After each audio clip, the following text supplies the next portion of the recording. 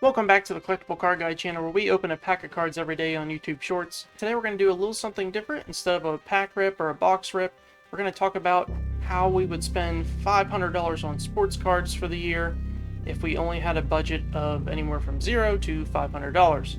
So we'll do this in 5 different tips. We'll start with tip number 1, and tip number 1 is to utilize value card boxes at card shows in your local card shop. I think that's pretty much a given for most folks just getting back into the hobby. How can you find some easy deals, some cards you can flip, and get some more capital to put into other products? So I know everyone always says this tip, hey, go find value card boxes and dig through them, but no one ever tells you really what to look for in those boxes. So I thought maybe it'd be helpful if I kind of broke down and showed you what exactly I would go looking for if I were going to dig through some card boxes to see if you could find anything worth flipping. First and foremost, I would say try to focus on rookie cards. When you're looking for rookie cards, I would focus on Hall of Fame players, stars, anyone who's on the next tier who's ready to go up to be a potential star. I would look for those kind of players as well. Next, I would probably focus on any kind of refractors or parallels or inserts of those same types of players, Hall of Famers, stars, potential stars. As you can see here, I have a couple different options in front of you. So this Jake Cronenworth rookie card is actually a Blue Wave refractor out of a Topps Chrome box. It's also serial numbered out of 75, so this is a more rare refractor, I would say, just based on this magenta, just compared to this magenta speckle card, which is actually serial numbered out of 350. So if you can find some different parallels and refractors for a particular set for a rookie card and some of those value boxes, that would be a pretty good deal, probably, in my opinion, because you're going to see, $1 card boxes, $3 card boxes, $5 card boxes. I would just go through the lower end first and build your way up through those other tiers, but I would start on rookies, focus on parallels and refractors, and then next I would probably focus on serial number cards. So like I showed you for this Jake Cronenworth refractor, it does have serial number on it, so it's actually serial number to 75. This one is particularly number 16 out of 75. And typically with serial numbers, you want to look for a couple things. The lower the number of the serial, probably the better. So for example, this is numbered out of 75, which means only 75 of that card was made, versus this magenta speckle one, which is numbered to 350, which has a higher count. So I would focus on the lower count serial number cards. And then in addition, if you can find a serial number card that is a jersey match, so meaning it's the same number out of 75, 100, whatever, that matches the player's jersey. That's also highly desirable for collectors if they can get a jersey match serial number card. So I would also look for that as well. Another thing that I would look for, if you can find it, this is the only card I've ever had, but I have this Manny Ramirez Donruss Practical Foundation card. It's a Leaf 50th Anniversary Edition. It's produced by Donruss, but it's actually the first serial number in the set.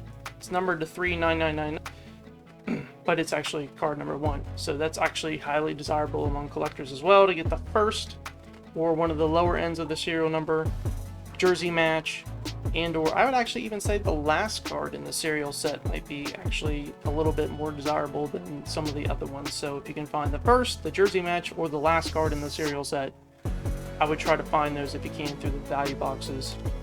I would also look, if you can, oftentimes you'll see at card shows, you'll see actually full boxes of autos and patches of rarely known players or players that perhaps didn't make it to be stars or so forth. But I would also dig through that box. You might find some current players that potentially could be stars that you can find a steal for a jersey card, or an autograph card, or a memorabilia card, or even a rookie patch auto if you're lucky to find some of those in some of the lower end value boxes, like $5, $10 value boxes if you can. Try to look through those. And I would also suggest that before you purchase something that's a little bit more of a higher value end box, I would try to comp that card. So make sure you get on, whether it's eBay platform, any other platform that sells cards, I would just check to see if you can find a comp for it. There's plenty of apps out there that actually do it now. You can just scan the card in, and it'll actually give you a legitimate comp in the last 7, 30 days, etc. So I would try to look for the comps as close as you can. You may not find comps on all the cards, and that's fine, but I would start with those first. So that's tip number 1. Go through value boxes at card shows in your local card shop. See if you can focus on rookie cards, parallels, refractors, inserts, serial numbers, rookie autos, patches, memorabilia. And then I'd also say try to focus on the higher end sets from the value boxes. I wouldn't focus so much on base cards. I would try to focus more so on parallels and refractors and serial number cards versus any kind of base rookie card, just because they're going to be a little bit more desirable and they'll be a little easier for you to flip. Base cards are kind of losing their value nowadays, so I would probably stick to more refractor parallel area.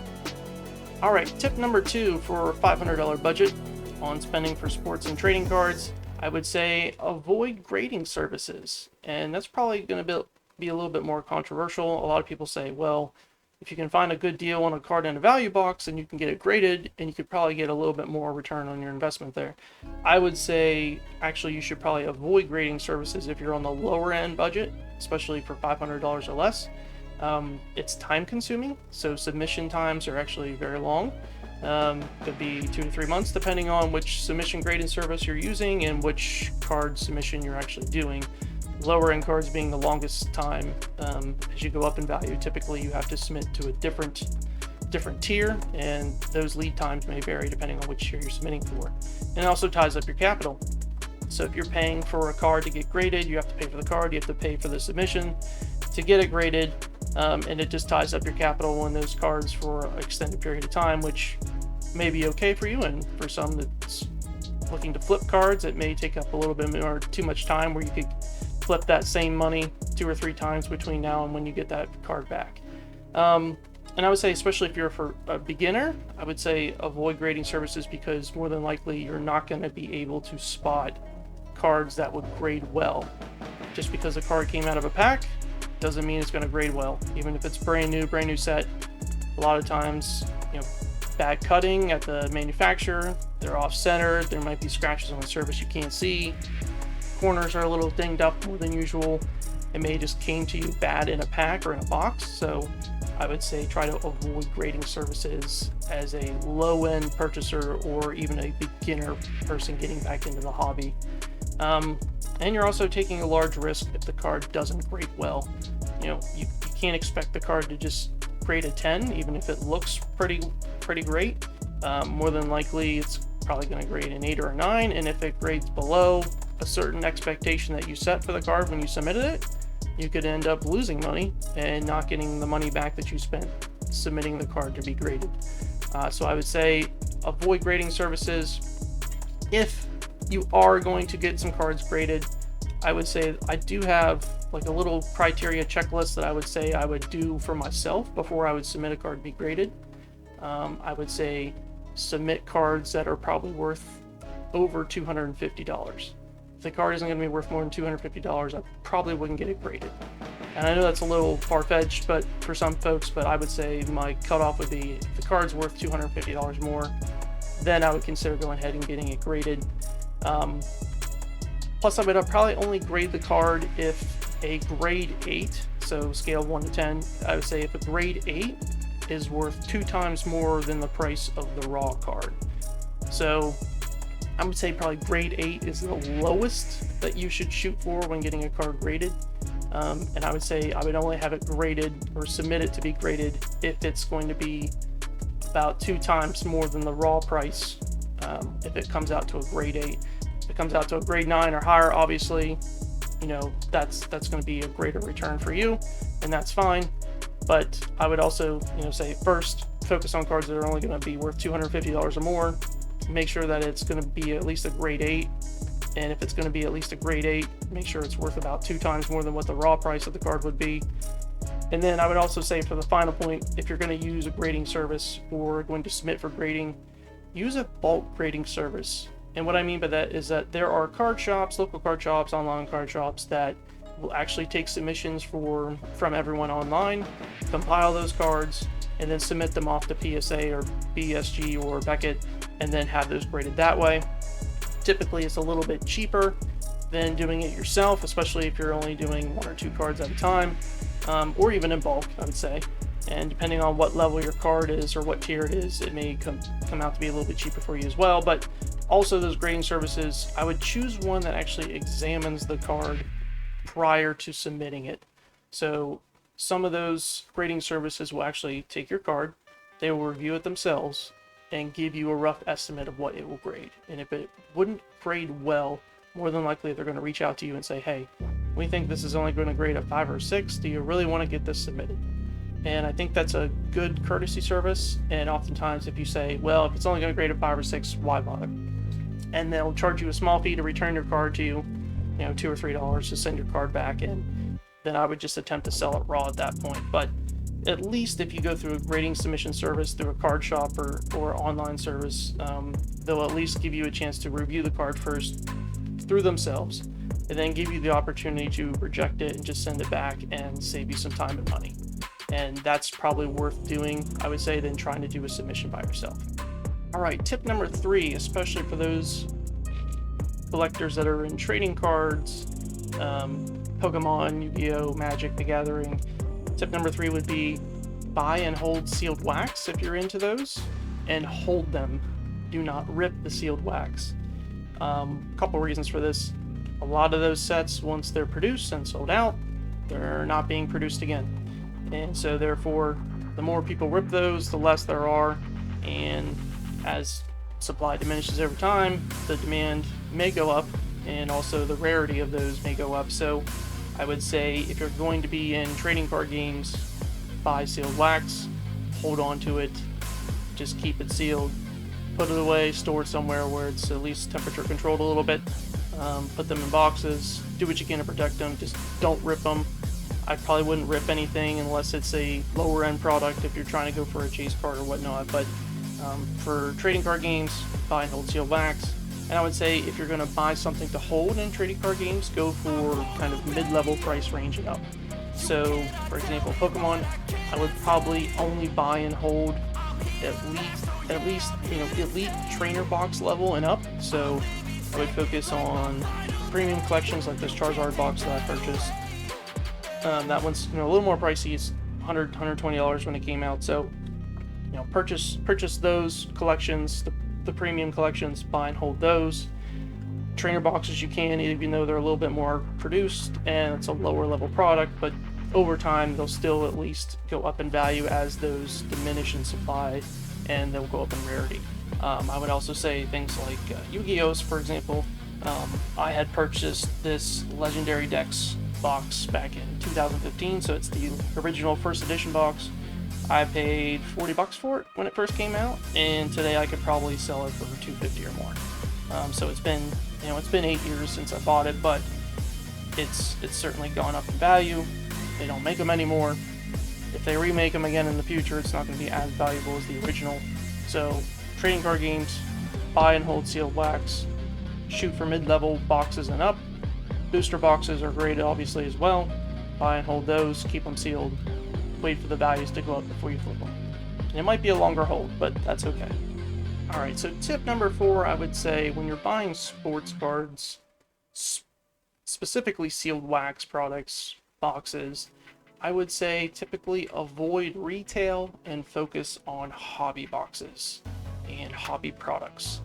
Reason being is I think, in my opinion, retail gets watered down quite a bit, and the level of value in those boxes doesn't always compare to the same purchasing power as a hobby box. Yes, manufacturers and other companies have started making different inserts and parallels that are strictly for retail purchases, but oftentimes they're a little bit more watered down, they're produced more, they're more readily available, and it makes them a little bit less desirable. I would say focus on hobby products. If you're going into baseball, football, basketball cards, focus on hobby boxes if you can. If it's not in your price range, try to go for even the lower end, the light hobby boxes or hybrid boxes, choice boxes that may be a little bit more affordable for you. I would also say that, for example, if you're going to buy a hobby box, try to focus on more of the higher end sets. For baseball, Baseball's a good example. I would say I try to focus on at least Topps Chrome. I would also say try to focus on either Bowman Chrome, Topps Chrome, Sapphire, Topps Chrome Sapphire, or Bowman Sapphire. Try to go towards those higher end sets if you're going to buy sealed product and actually rip it. A lot of folks will tell you and advise you to just stay away from ripping hobby boxes altogether. I actually like ripping hobby boxes, whether I think it's trying to get money back. I'm not really trying to get money back when I rip hobby boxes, because I want to rip what's in there and try to get something back for it, obviously. I have made some money back on some of those hobby boxes. I haven't always made money back on the hobby box rips, and that's fine. I'm not doing it to make the money back. I'm just doing it to see if I can get a rare pull, and then try to sell off what I did pull from the box to go ahead and purchase another one. All right, last tip. Tip number 5, I would say avoid box breaks and buying into box breaks at all costs. Specifically through online companies and so forth, I would say avoid buying into those. There's been a lot of scams recently around box breaks. There's video evidence of folks who are pulling good cards out of these boxes that people have purchased and swapping them out for a less favorable or less desirable card. So I would say, in my opinion, I haven't been buying into box breaks. I don't really buy into box breaks at all with anyone. I'd rather rip the box myself so I know exactly what I'm getting. But I would say, in my opinion, avoid box breaks. Even high-end box breaks I would avoid as well. I just don't see the return for a lot of those people. A lot of people have gotten scammed out of them. And so just in general, I would say avoid box breaks. Thanks for watching the video. Give a thumbs up if you like the video. We may do some different price ranges. Maybe we'll go up to $1,000 to $2,500, maybe up to $5,000. We'll do some different price ranges in different videos in the future, and also strategies will differ depending on the price point that you're at. Specifically for lower end, less than $500, these are the tips that I would give anyone. I would do these myself if I only had $500 to spend over the course of a year in a hobby like this. So some folks are just looking to build a personal collection. Some folks are looking to flip and invest in cards. I would just say that sports card investing, I'd say the term investing loosely, because it's mostly speculation. You don't know what's going to happen with these players. You don't know what's going to happen with a star player today, or who's going to be popular next. It all depends on what they do in game performance. Baseball, a lot of prospects you see, they immediately get called up, they do something really great for a week and their card prices skyrocket. So I would say try to avoid the term investing when it comes to sports cards and hobby trading cards in general. Thanks for watching. Don't forget to like and subscribe. Also remember to check out our eBay page, where we post new cards up for sale every Saturday night at 10 p.m. Eastern Time. Also remember to watch our daily pack rips on YouTube Shorts, and we'll see you in the next one.